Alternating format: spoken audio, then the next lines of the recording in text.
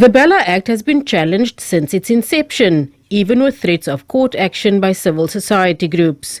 One of its main detractors was the Democratic Alliance. Now, in the Government of National Unity, the department has a DA member as minister who must ensure its implementation.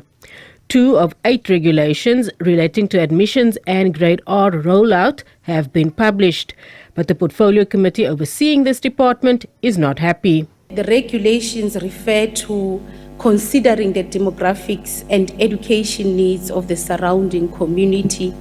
In the Act, however, in the Act, the responsibility for admission policy is actually given to the head of department.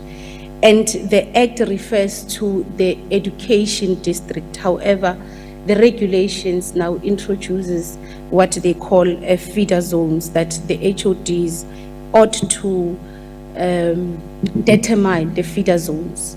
And we believe that that is not in line with the essence or the principles of the Act, and that potentially reinforces local demographic homogeneity, contrary to the type of inclusivity that the Act intended.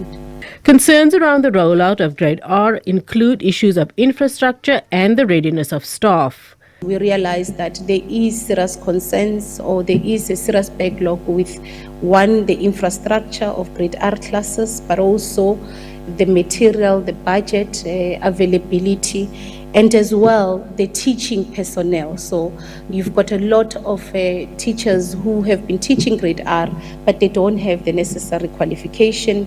And we looked at the plans of the PEDs in terms of capacitating these teachers, and we raised a serious concern about the pay. The deadline to gazette all regulations was June.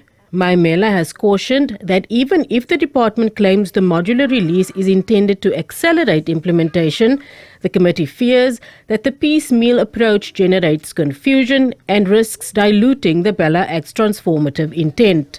Zelene Merrington, SABC News, Parliament.